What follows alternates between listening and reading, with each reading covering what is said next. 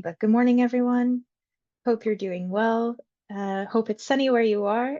My name is Liliana Fonseca, and I am a research associate at EPRC. This is our fourth EPRC webinar of the year, but we have a long list of past webinars. So if you want to take a look at some of our past ones, please feel free to take a look at our YouTube channel. Today, I'm very pleased to welcome Nancy Duxbury, Julius Heinicke, and André Torre from the In Situ project. They will speak on the topic of place-based innovation of cultural and creative work in non-urban areas and policy perspectives from the In Situ project. And the presentations will last about 30 minutes overall, and then these will be followed by Q&A. If you would like to make an intervention, you can use the usual raise a hand function that's at the bottom of your screen on Zoom, or you can also post a question in the chat and we will then address these in the Q&A portion of the webinar. I will say as well that the webinar is being recorded, which means that, of course, you can follow this at a later stage. It will be up on our YouTube channel soon. But then, I don't know, if you want to share it on social media, we'd also appreciate it, and share any other thoughts that you have from today's webinar. I will first start by introducing the speakers briefly, but of course they will speak very soon. So Nancy Duxbury is a researcher and coordinator of the research group Urban Cultures, Sociabilities and Participation. She's also coordinator of the Creator Observatory and a member of the European Experts Network on Culture. And she holds a PhD in communication from Simon Fraser University in Canada, specialized in cultural development and policy in regard to book publishing. Her current research focuses on CCIs in non-urban area, cultures, and local sustainability, culture-based development in small cities and rural areas, cultural mapping, and cultural planning. Julius Heinicke is here as well and will present right after Nancy. He's professor and holder of the UNESCO Chair in Cultural Policy at the University of Hildesheim. Sorry if I butchered that. An honorary professor at the University of Toronto in Canada and at the University of the Arts in Belgrade, Serbia. And currently he leads work packages in the EU Horizon Research Project and In Situ, DARTS, and Intercomp.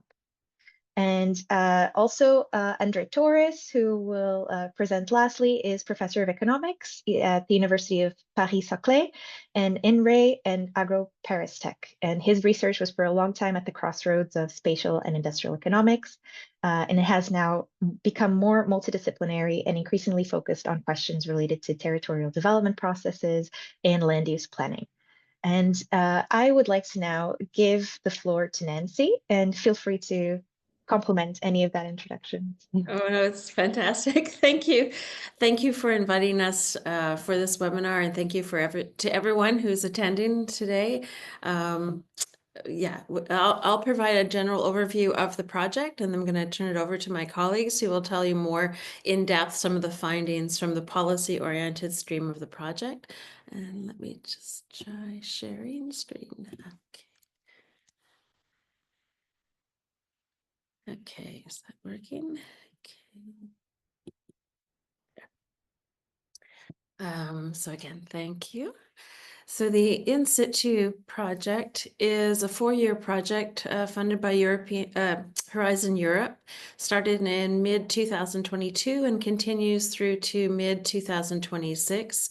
It's defined as looking at the cultural and creative industries, but we've taken a very broad view of what that could mean, because we're really seeing cultural and creative ecosystems in smaller places that incorporate what would be seen as cultural industries, as well as arts practices, heritage organizations, and all of that sort of mix. And so we're trying to change also the discussion to be more about ecosystems and this broader array. I'm just going to move there.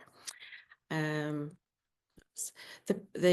this is just a snapshot of our website. So the website domain is insituculture.eu.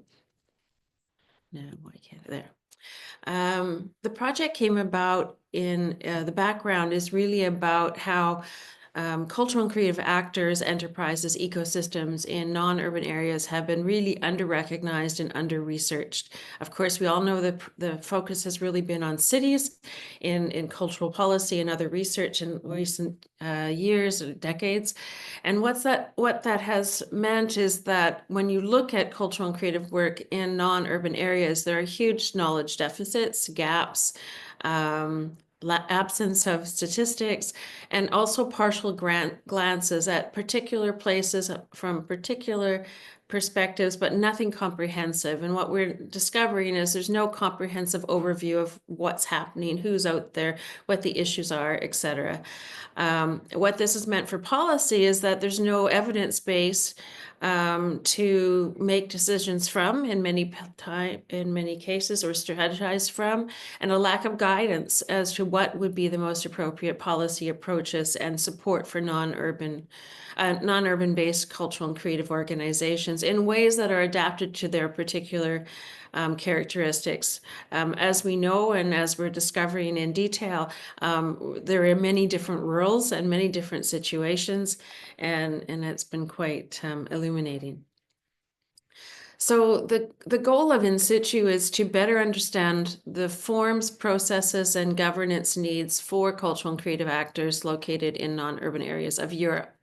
But at the same time, there's a sort of a practice-oriented goal as well, to not only study them, but to advance their ability to be more proactively sustainable and strong, and enable these non-urban cultural and creative actors to act as drivers of innovations, competitiveness, and sustainability for the places where they're located. So there's both sort of a research and practice orientation to the project. So the project itself has three main dimensions: research, as I've mentioned, which is very multidisciplinary, multi-layered, and community engaged, and I'll talk about it a little bit more. A capacity building aspect, which has involved workshops across Europe, as well as mentorship program. And of course, the policy and planning recommendations wing of the project, which focuses on culture, innovation, and rural and regional development, as you'll hear more about today. And we think that these three dimensions have to work in concert together to strengthen the overall picture and support, both from knowledge and also practical support and practical, I guess, implications of and results of the project.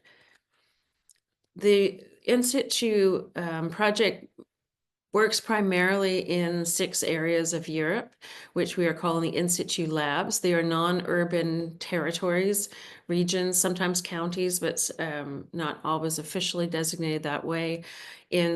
So we have the Azores Archipelago, the entire 9 islands, the western coast periphery of Ireland, which includes Galway and the county as well as the city, the west region of Iceland, Roma and Yrjaki, West Coast and Baltic Sea archipelago in the southwest of Finland, Valmiera County in the north of Latvia, and Šibenik County in Croatia. And these are the locations where most of our research is being conducted. We have 13 consortium partners. The project is led by the Center for Social Studies at the University of Coimbra. We have 6 lab partners in green here on the slide. They are located in those 6 areas, in our lab areas, as well as additional partners that are brought in to guide particular areas of expertise, including Hildesheim and INRAE, who you'll hear from today. In addition, we have an array of outreach partners internationally, in Europe and internationally, which we see as key to potentially taking the findings of our project and also the dialogue that we're hoping to spark around the importance of non-urban cultural and creative work to an international level, or at least to sort of have this work situated in a broader discussion and maybe seed a broader initiative. And of course, we also have international advisors that accompany us in the project and assist with our work. And I wanted to just put this in. We've also created in this vision of platforms and taking project into something that could be more long-term and more robust and involve more than these 6 areas. We've created a Rural Pact community group on cultural and creative industries. This is part of the Rural Pact set up in the European Commission. It's free to join. We've also learned that it's a very it's a wonderful platform to bring people together that we would have not otherwise identified, but with an interest in this, whether it's artists or planners or policymakers or other organizations and researchers. However, the platform itself is quite limited. So we're going to use this as a beginning point to be creating different ways of connecting with one another. So we encourage you to join that. So back to the research. The research to date has really been at 3 levels of activity, which I'll talk about, but I wanted to just point out how a lot of this we've been trying to synthesize it in different ways, and there's a lot of different topics within what's been researched. We are looking at the different streams, such as the strengths and opportunities, as well as the challenges that are being faced by non-urban cultural and creative workers. There's another stream that's really about innovation and CCIs. What does innovation look like in the non-urban cultural and creative context? And what does place-based innovation mean? And what does place-based innovation mean from a creative perspective? So there's a whole lot of work there, and some of that work involves trademarks and collective trademarks and looking at how do you identify innovation. And the third area is really our own reflections and findings on the research challenges that we're facing in trying to make sense of what's happening in the cultural sector outside of big cities. So the 3 levels of activity, there's a number of macro research reports which cover Europe as a whole, not only the 6 lab areas, but bring together information in a general way or by region across Europe. These are available on our website, and so they're all free to download. There's a second area of work which has been more about community engaged actions within each of the 6 lab areas. So this has ranged from focus groups to cultural mapping exercises, which you see some images there, to speak outs where citizens are able to talk about what they in a non-political arena, the issues of their place and the key challenges and aspirations for that. And we also have case studies which are addressing some of these local needs that were brought out in the speak outs in creative ways. So what we did was within each of the 6 lab areas, we've selected two cultural activities or creative entrepreneurs who have applied to us to address some of those local issues in creative ways. So they're all very different topics, but they're all rooted in the nature of the place and what is needed and the aspirations and skills of the residents. And we have short videos for those in our YouTube channel. So later when you look at this, you can take a look. And I'm just going to close now to pass it over to my colleagues. But what we're noticing is as the research is progressing and as we're paying more attention perhaps to the cultural and creative work in non-urban areas, we're really seeing a shift that in how these areas and this work is being viewed and imagined, and how the places where they say the peripheral regions that this work is being located in is being rethought of as sites of creativity and hubs of cultural production, and not only sort of areas where you receive culture from the urban centers, but places where culture is made. And we're noticing there are new perspectives arising within our research and also in talking to lots of folks, which is the new perspectives that are recognizing cultural and creative actors as crucial contributors to social and economic development and innovation. There's also a sort of a heightened recognition of the unique potentialities that these regions offer, because we're focusing on the 6 regions, where we see the cultural work interlinked with the potentials of these places, the cultural heritage, the natural beauty, local practices, and distinctive resources, which inspire and inform and can create value based on the specificities of these places. Now, what we're finding is there's a lot of, rhetoric about potentials of these places. We've seen this word come up in a lot of our research, that there's lots of potential, but somehow there's still a ways to go to make that realized in effective ways. And a lot of that is in around cultural and creative, planning and policy frameworks, which don't always or are rarely there in a way that can support what the cultural actors aspire to do. And so I think at this point, I'd like to pass it over to my colleagues, and thank you very much. Thank you very much, Nancy, and good afternoon and good morning to all of you. And I will present you now some of our first findings from a culture policy perspective. So we focus on local European culture policies for non-urban areas. And today I will present you some challenges, needs, and at the end, visions as well. So speaking from a culture policy perspective, our first findings are that culture and creativity in non-urban areas are widely reduced to the function of only serving for education, and that there's a lack of specific strategies taking into account the variety and different needs and potential, as Nancy already mentioned. The role and significance of culture and non-urban CCIs related to innovation, and Andrew will speak later more about this, is mainly unseen. And we see that in the research as well, relevant information remains invisible, because in international discourses, they are not mentioned. And of course, it's also important to mention that oral communication patterns, not all of these non-urban areas speak English and so on. So often languages are not spoken internationally. So that's why they are remoted from urban and international discourses. And last but not least, qualitative and community engaged research methods are still rarely used. And that's so important why we have these labs, because here we can do a lot of community engaged research together with our partners.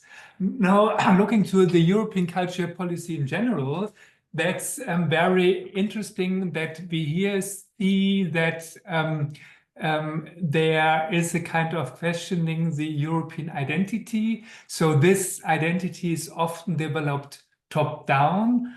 On the other hand, we have a lot of strategies that try to bring into account a bottom-up approach. And in this strategy, Sylvia Ammann, she is part of our advisory board, and she is very famous in her research on European culture policies. She mentioned that non-urban areas are often marginalized in EU culture policy. And I think this is a very important finding, because speaking from an EU policy, one have to take into account these different perspectives. So it is very important to understand and even to embed the non-urban areas as well. So on the one hand, we have a kind of ambivalence. There's a lot of stereotyping and marginalization of non-urban areas. And on the other hand, the EU is now trying to find new ways of dialogue, communication, and so on. So if we look to the programs of European culture policies, there is a lot of funding due to regional development. So we have, for instance, Creative Europe program, then the European Regional Development Program, the LEADER program, and the Voices of Culture. So we have a lot of different programs that are trying to support the EU non-urban culture policies. But on the other hand, we have a kind of uniform concepts and meanings, for instance, of diversity, of gender equality, of cultural heritage. So we have seen here another ambivalence. On the one hand, we have these top-down meanings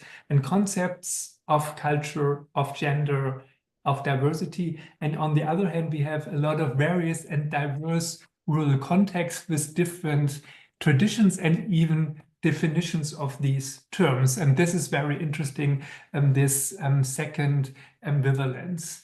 So our findings here are that we have no clear defined strategy toward culture policy for non-urban territories. I think Nancy mentioned it already. So there are a lot of specific or very different ways, but there's not a clearly defined strategy. Then we have a lot of different understandings of the terms art and culture.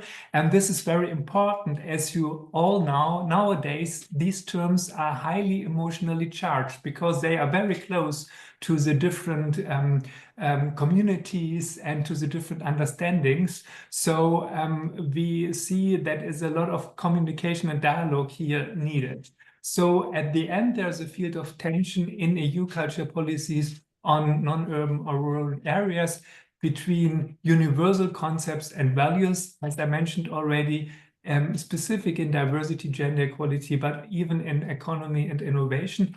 And on the other hand, the variety of specific contextualizations and interpretations in non-urban areas. So we have a kind of plurality here in this way. So these ambivalences are part of European culture policy on non-urban areas, and they should, and this is our argument, be used as a productive field of tension to give European identity a polyphonic expression and to strengthen the various special features of the region. So I think, speaking from a European perspective, this diversity and plurality, or even this polyphonic expression, might be a very interesting vision as well.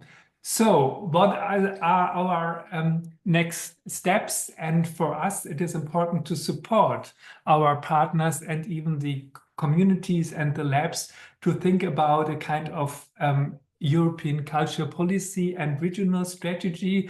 So it is important to embed in these strategies the local knowledge and even the actors. So for us, it is important, if these strategies should be sustainable, to involve network organizations as a bridge between EU culture policy and the regions. So we have a lot of NGOs, for instance, who are in between, and they could bridge the different ways of understanding.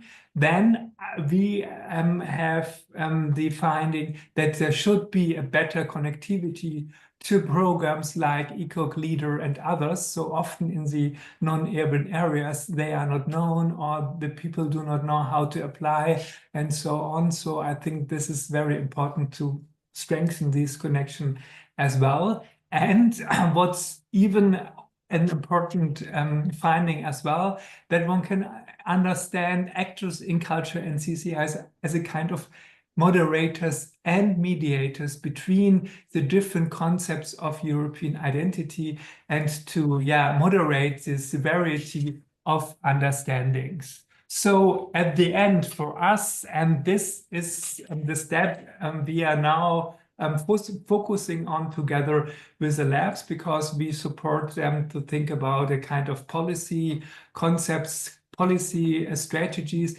And here again, it is important to connect the local understandings and the local visions with a kind of European vision. So to bring this together. So the first step is, and for us, this is very important to map or even to visualize the regional culture policy and the decision-making structures, because often it is not known who is responsible, who has access to culture, who has access to funding, and so on, in which way non-urban culture is, for instance, defined, and which role play, for instance, questions on gender inclusion and migration. All these questions and all these responsibilities could be mapped. Then the second step is to moderate and link this knowledge and this different regional systems with EU concepts and terms. I have mentioned them already, and together with the regional experience and local needs. I think this communication and dialogue is very, very important. And for this, you can use different creative methods. For instance, this German Zukunftswerkstatt, future workshops and design thinking, because it's often a lack of understanding to bring these both visions together.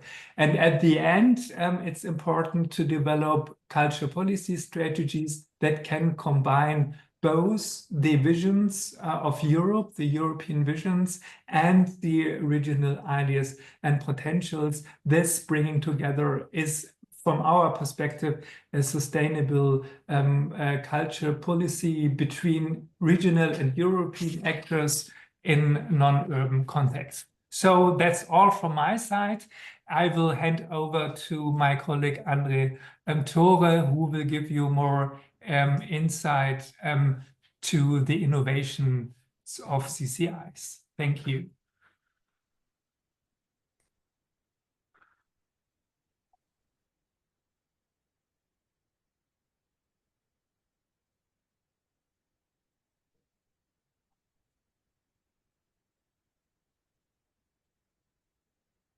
Hello, everybody, and good morning or good afternoon. As mentioned by Nancy and Julius, I will enter a bit into the policies. So the idea is not only to assess about the main development policies and the relation to CCIs in non-urban areas, but also to have a closer look to the projects and the measures, and to try to link those global policies to local development. So if we look at the main development policies, we will see that easily they are not directly towards CCIs. The main one, cohesion policy, is always praised, but when we look at the delineation of cohesion policies, of course, there are a lot of measures devoted to less developed regions or peripheral regions, but just a few regarding CCIs, which is a bit deceptive, but that's the case. It's concerning the S3, the so-called smart specialization strategies. It is obviously place-based, but there are two things to say. The first one is that most of the measures devoted to local and place-based areas are based on technological innovation, which is a bit a problem when you are dealing with CCIs, because it's not the core of CCIs. And also that it is not so clear that those policies are devoted to non-urban areas. So the balance between urban and non-urban area is quite difficult. So we have to investigate a bit more, but I will come back to that afterwards. And surprisingly, the most interested policy in CCIs is the Common Agricultural Policy. So in a way, we could see that it's not so surprising because it's the biggest European policy in terms of fundings. But mainly, when you are thinking about agriculture, it's a bit, let's say, non-CCIs or technological. But if we look at the programs, and especially at the LEADER program, which has been launched more than 20 years ago now. This LEADER program has a lot of actions devoted to CCIs at the local level. And not only these actions are devoted to CCIs, but also they are led by local people. So they are issued from the decision of local people, and it's a bit different, for example, than the one which are concerned with cohesion policies, or even S3 when they are more regional.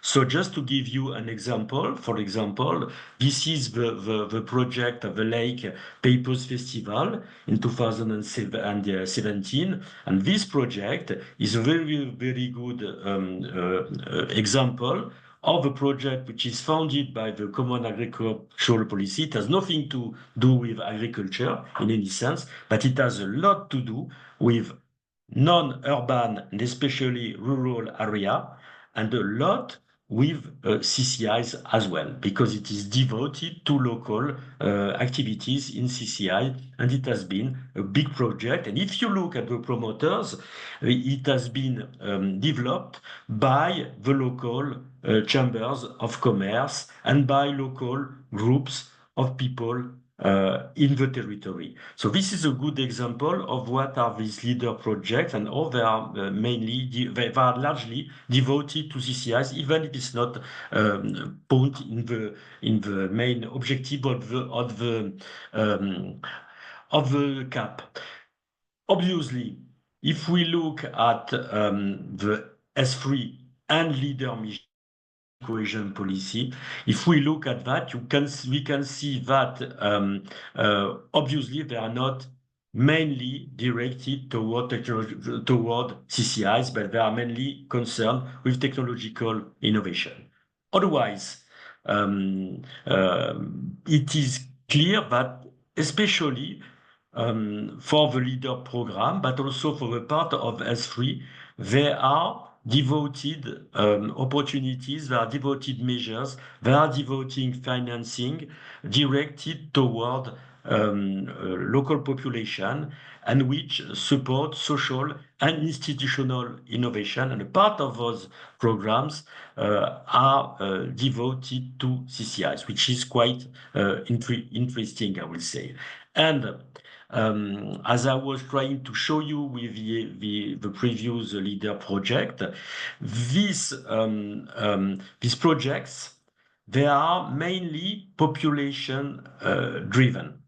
So this means that they are issued from decisions taken at the level of the territories by local population, different types of groups. It can be quite institutional group like chambers of commerce, of industry, and so on, but also group of artists, of local actors, or associations, or NGOs, and they are dealing and they are leading this project. So in a way, it's very interesting to see that in these non-urban territories, these local actors or group of actors are setting collective action towards social innovation. And those communities have identified their local needs, and they integrate CCIs in order to find solutions to resolve or to try to resolve their social need, or to try to develop. So in an explicit way, CCIs are used as a way to develop these territories, to develop this place. And this is very interesting in terms of governance, because we have here networks of local actors which are mainly based on local resources, and try to solve the problem which are always identified in non-urban area, like problems of difficulties of connection, problems of small groups, problems of remote places or isolation. They are trying to resolve a part of those problems using different types of CCIs. Of course, there is a huge point on heritage in all those programs, but not only, and there are different types also of knowledge providers in those rural areas. So, but also, if we look at the policies, if we look at the definition made the policies, and especially CAP and S3, there is sometimes a difference between the narratives and the real measures. And this is very interesting to investigate those narratives and those differences. For example, for S3, it is said that several things are done towards social innovation and so on, and it's not really obvious, but we have to investigate that. And for CAP, it's exactly the reverse way. So when you look at the main discourse about of agriculture, farmers, all these kind of things, but there are a lot of things devoted to CCIs, but they are never spoken about. So that's also very interesting. In order to do that, we are investigating now the relation. The idea is to look at not only at the discourse, not only at the measures, but to look at the reality of the financing. So we have databases that allow us to look at the reality of the financings and the foundings, especially with S3. And we are now putting together or crossing, I will say, these measures with the local level in order to see what is really the expression of that. So just to finish about this story and as a kind of provisory conclusion, it's obvious that CCIs remain a driver for public policy towards non-urban areas. And it is very, very clear in the LEADER project. It's less clear in the S3 project. That's why we have to investigate the reality of the foundings with S3. CCIs are insufficiently supported by the EU policies, this is clear, but they receive attention in the policy narrative, especially in the S3 narrative. And in the end, leader policies and S3 policies converge to support the emergence and the strengthening of local communities and to disseminate knowledge via groups of stakeholders. So now the challenge is to look at that, to see how we can combine them. The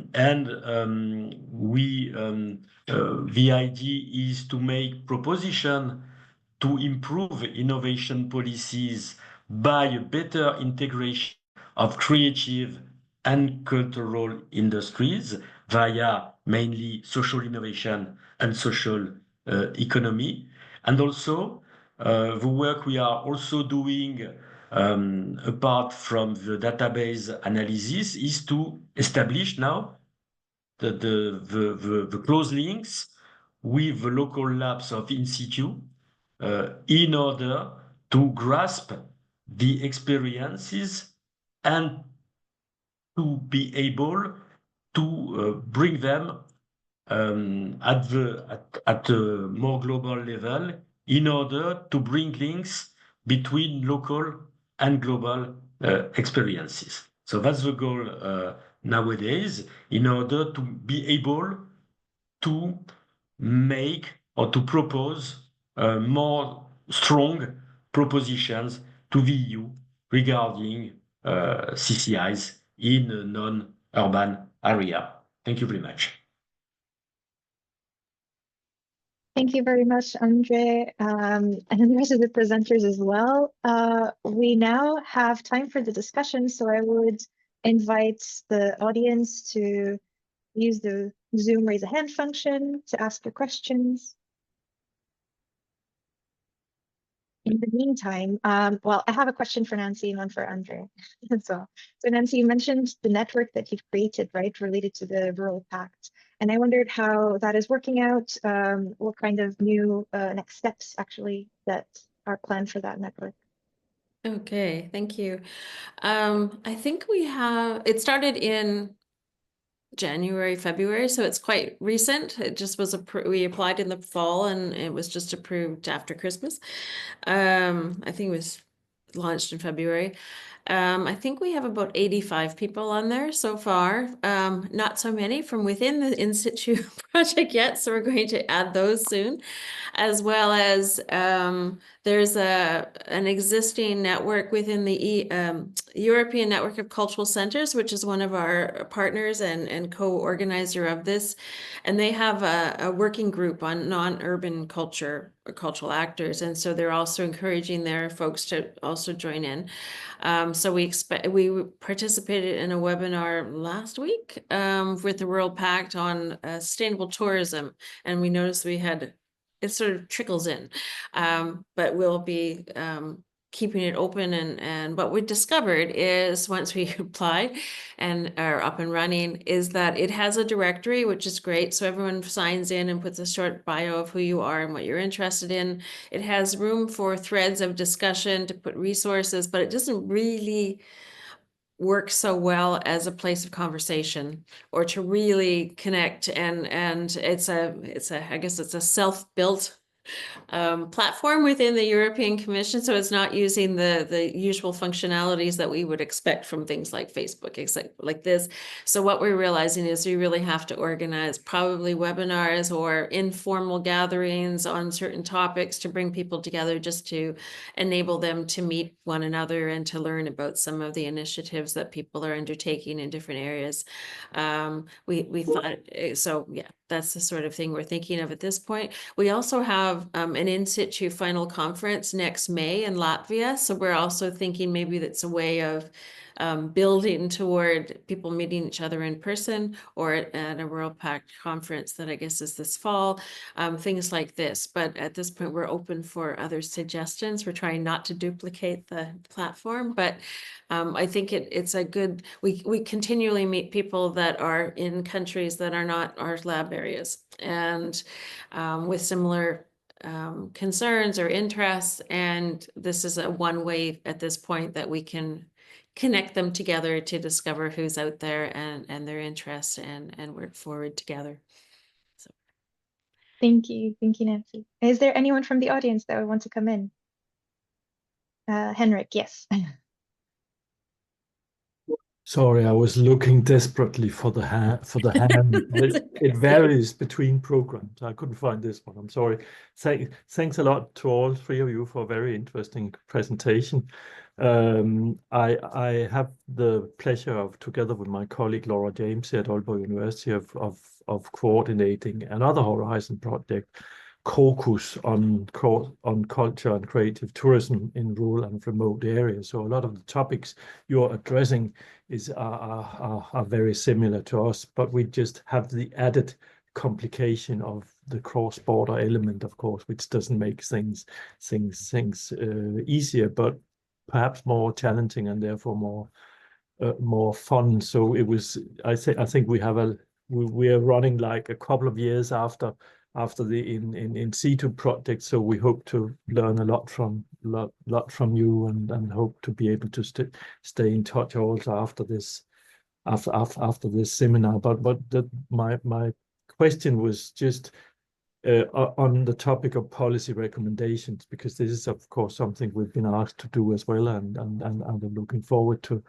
working more on. We're only 1 year into the project just now, so I was wondering, in terms of policy recommendations, when do you think that you will have draft versions of those available or circulated? And if you have any inklings about just now what your recommendations might be. That was a very long. No, Sorry. that's perfect. Very. I'll just start, but these two have more detailed things to say on the timing. Very nice to meet you. I know of the project. I haven't had a lot of chance to look at your website for everything, but congratulations on I know that my previous work was on creative tourism. We did not have cross borders at the time, but it really is challenging to see how initiatives, especially culture and tourism in rural and remote areas are very similar because they need each other to have people to participate in things and to learn from each other and create these points of connection and learning from one another. And they're also micro enterprises or small, medium. They're not big corporations. And so a lot of our work is I think looking at what the keys might be to support these types of enterprises in sustainable and appropriate ways. We're noticing, even with our case studies, finding them at designating times to have conversations is difficult because people are working multiple jobs and multiple initiatives in different places, and it's quite common. We're also working separately on some work to do with cultural tourism. I can talk to you after. Cultural tourism grassroots actions that are and the fact that the policy frameworks are usually either culture or either tourism, and that what is needed in smaller places is something that combines and can empower these grassroots ideas to foster. But we're looking at regeneration as one of the key themes as well. It's nice to put on something, but attracting tourism for the sake of attracting tourism is an economic thing usually, and it would be nice to be more general. But we have to go back to your questions. We have sort of two streams of the research for relearning policy recommendations. So we have one which is a project-wide requirement. We've created a sense of document with interim recommendations, which we're looking at what we can do with that to make not so secretive. And then we have a final recommendations, which I think is due in June, somewhere in the spring of next year. And then, of course, my colleagues here are in charge of a whole lot of more work regarding policy and policy recommendations. So we've been very closely working with them to ensure that at the end we'll all be aligned nicely and that everything will complement one another, and we'll be, but they're developing their own publications that are separate from these kind of EU research advice. So I'll turn it over to them. Yeah, thank you so much. It's a very important question. And I think from my perspective, I want to mention it that the policy recommendations are on different levels. So on the one hand, it's on the local and the national level, on the other hand, on the EU level, and both or all these different levels should be interconnected. And that's very tricky, but I think this is a kind of promising effect of the project. So our first recommendations will be our next deliverable at the end of December. So hopefully we have then more or less from a local and national and perhaps even from an EU level. And then during spring next year, we have also this EU roundtable discussion where we meet the EU level. And as you mentioned, I think what's very important is that the EU policy is aware of the severity of the local understandings. And on the other hand, that the regional and local policies interact together with the EU and know who is responsible on their level. I think these are the most important things to find out and to strengthen. But I think André has a lot to add as well from innovation policies as well. Thank you, Julius. Just to add a few, I guess that, of course, we are convinced, like probably most of you, that it's necessary to increase the level of help, fundings, and concern for CCIs. Of course, we'll say that. But in a way, I guess it is not sufficient, of course, because probably it will not be the first time that they hear this kind of discourse. And I guess that I think that one main interest to link the global and the territorial level is about the thing that probably there are not in-house feedbacks concerning the local initiatives, and at two levels. It is on the one hand the local initiatives devoted to the development and the spread of CCI's actions, made by local people on their own, but also I'm not sure that there are so many feedbacks regarding the success of the local programs like Leader, for example, as was mentioned, and those programs are obviously quite successful. They have been enlarged. Previously, they were devoted only to non-urban areas. Now they have been enlarged to urban areas as well, but it is barely, they are barely neglected by policy makers. And when you are dealing with innovation in terms of development, and mainly local development, they are mainly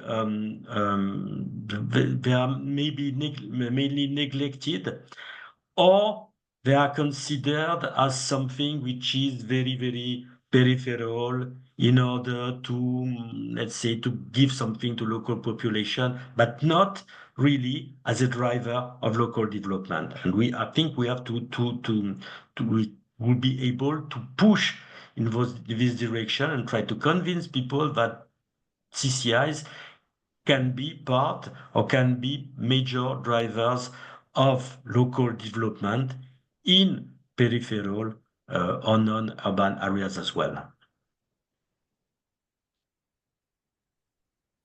Thank you very much. Thank you, Henrik, as well, for your question. I hope then you can stay in touch. Martin, yes, would you want to come in? Hi everyone. Thanks very much for those presentations, which are really interesting, particularly as we've been involved in an evaluation for the European Commission on their territorial instruments. It's supported in 2014 to 20. I've got a specific question because part of that evaluation was on community-led local development strategies, which built on the Leader approach, and I was wondering if any of you had looked at these this form of support as a cohesion policy vehicle for supporting these kind of innovative processes in non-urban areas, because some of the findings that you've mentioned here kind of echo well with the sort of conclusions that we've been drawing from our research. So just a question of, I know you mentioned regional innovation strategies as a cohesion policy vehicle for this, but community-led local development tools we're trying to support or are trying to support similar things in the cohesion policy context. So it was just a question of whether you considered looking at those. Sure, yeah, so yes, we've seen that in the cohesion policy mainly, but they are just a small part, and they are devoted, in our opinion, to quite small action. They are not the core of the main policies. For example, they are devoted to remote islands or mountainous areas of this type of place, which are very important. But they are not thought as considered as the drivers of local development at the moment, I guess. But it Thank would you. be great to speak with you, Martin, and because I think these local development tools are very interesting for us as well, to what your findings are and so on. So I will write you an email if you don't mind. Please do, because I mean, I think we'd be interested in this sort of because I think there are lots of parallels here. Yes. So that'd be great, Julius. Yeah. Thanks.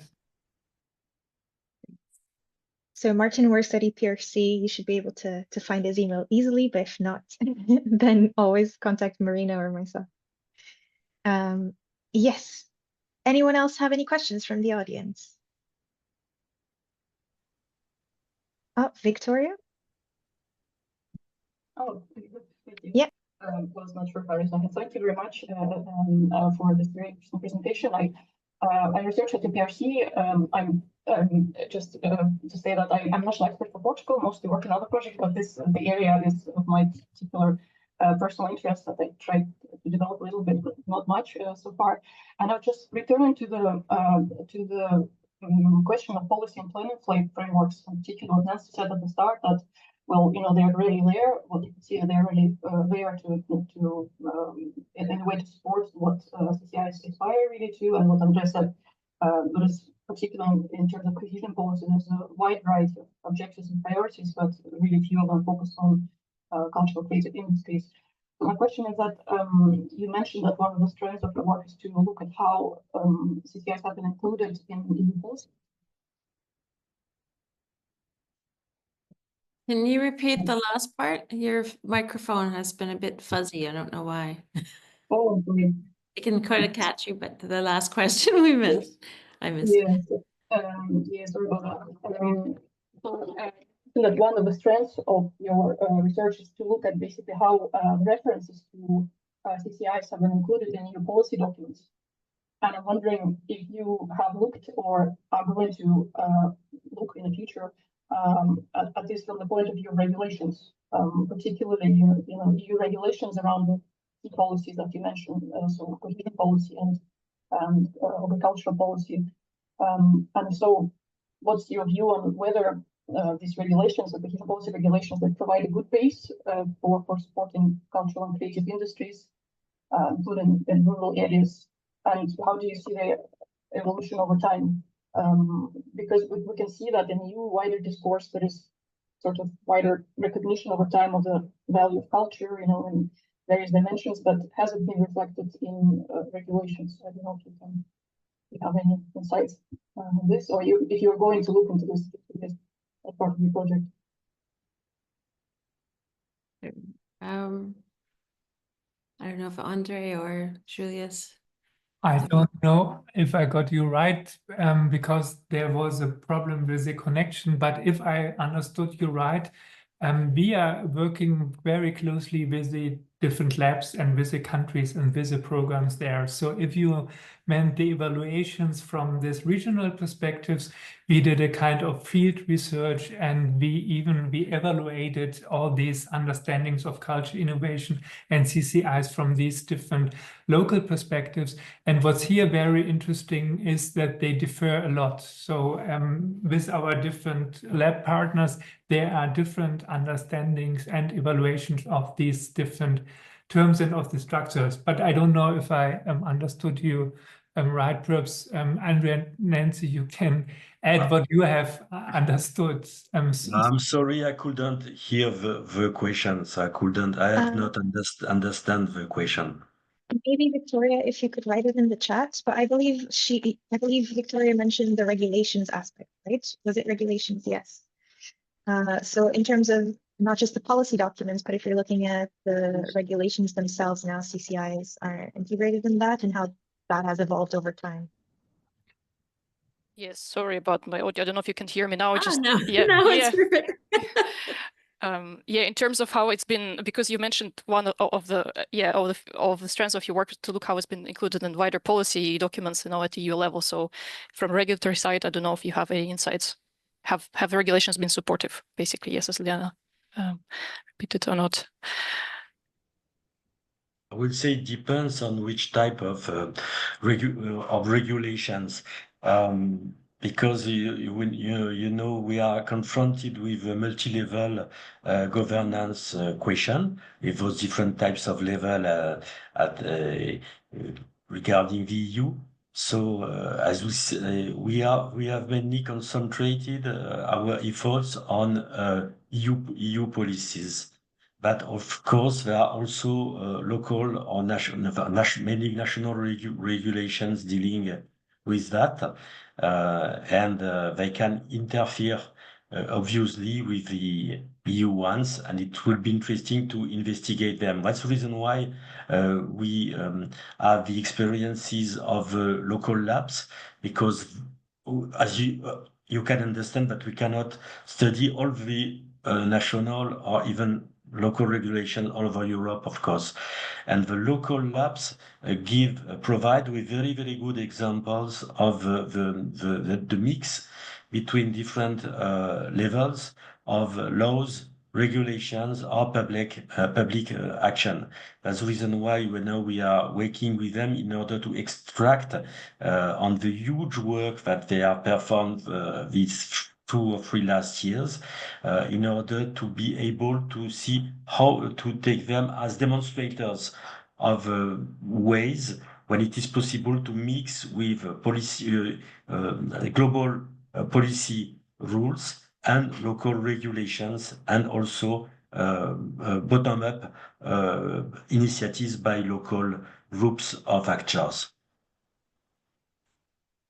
I think what we're also, this is probably beyond your question, but what we're also noticing is that beyond the official policies and regulations and programs, there's also, and I think Julius referred to it, there's a gap in knowledge. There's a sense of, in some places, like where do they go to find out what is possible for them to access, or to talk to someone about an idea and what can happen with that. We found in the Iceland West Region Lab, for instance, they have a different system, but they had a training session. So they made a point of inviting some people from some foundations from the Baltic countries and also in Iceland.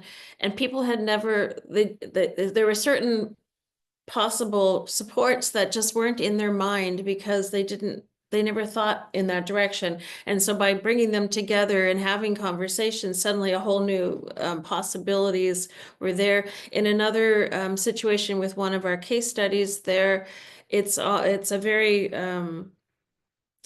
it's parallel, I think, to the LEADER program, but it's very grassroots, participatory, community-centered discussions that then collectively decide what they want to put forward. And the fact that in this region, there happens to be someone hired locally in the region to represent these possibilities for, I think it's vulnerable settlements or something like program. There's someone to go to, there's someone to talk to and to say, that's a good idea. And then things have really blossomed, and with one of the case studies in particular, because of this being able to access different people and be told the information they needed to go forward. Not to say that, but of course, we've also discovered that culture is often not on the books for programs and policies, particularly at the lower levels, and that the level of resources available at the local level for these small communities is very tiny. And even if they do put something into culture as an area, it's very tiny. So if anything is going to change for real, the policy changes have to be made higher up on the ladder, I guess. At the European and national levels.